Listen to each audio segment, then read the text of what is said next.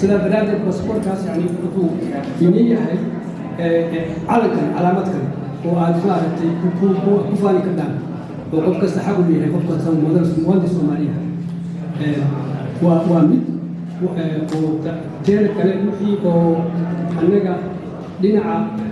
waxaan kaliya maaha arrimaha safaarada waxaan representaynaa waxaan u fadhinaa hay'adda UNESCO hay'adda tacliinta sayniska cultureka dhaqanka iyo communicationka isgaarsiinta waa hay'ad weyn oo wadan ay ku jiraan kursi baan ku leenahay waxaan isku daynaa dhibaato kasoo dhacda inaan codkayaga codka Soomaaliyeed shir baa dhici doona Oktoobar inaan qaadano oo aan fariisano oo aan codka aan ku ridno doorashada sida aan dowlad ahaan aan kursigaas waan soo ceshanay waa mid oo taasuna waa wax lagu faani karo oo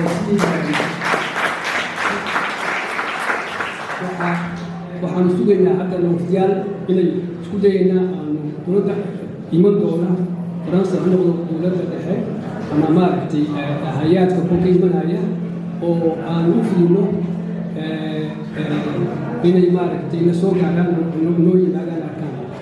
marka taasna waxay ka mid tahay yani UNESCO waxyaalaha aan Paris safaarad ahaan iyo delegashanahan ka qabno oo iyaduna ay dhacdo inaan tacliinta dhalinyarada tacliinta gabdhaha waxa lagu wixii mashaariic ah wadanka laga fulin karo inaan halkaan ka qaadno aan ka furno wadan gudihiisa mashaariic caynkaasa tacliinta hoose tacliinta sare technology waxaas oo dhan inaan UNESCO programka manhajka asaasoo kale inaan isku dayno waxyaalaha caynkaasna aan kala shaqeyno hay'adda qaabishada arrimahaas waana shaqada safaarada dhinaceeda kale oo multilateraalka dhinaca caalamiga waxaa Soomaaliya haddii aad qof ajnabiga aad la kulanto inaad noqoto qofka matalaya Soomaaliya oo uu wanaaggaada ka arko oo uu ka arko dhaqankaas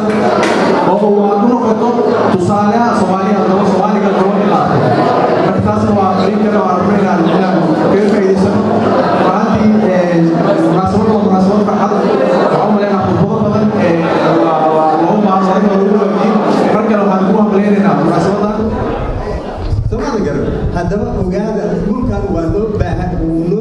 yahay waa waxbarasho 5,000 oo qof oo waxbaratay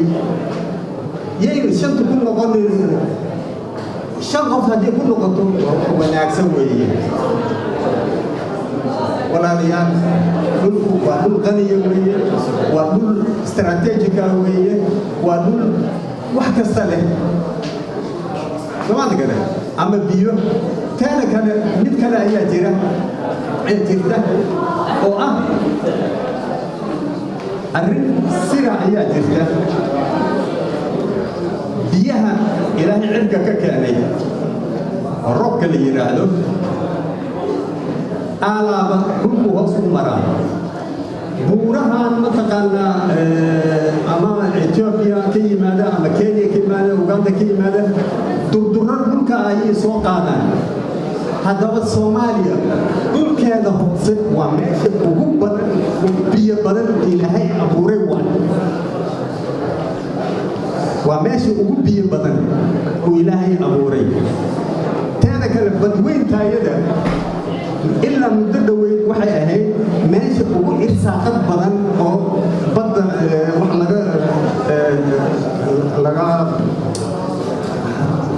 lagala soo bixi karo درمان بان الأطباء قبيلة بلاي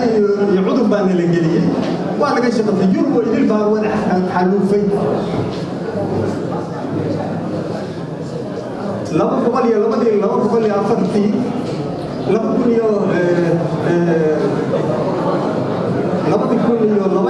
يكون أفرتي يقرأ على هذا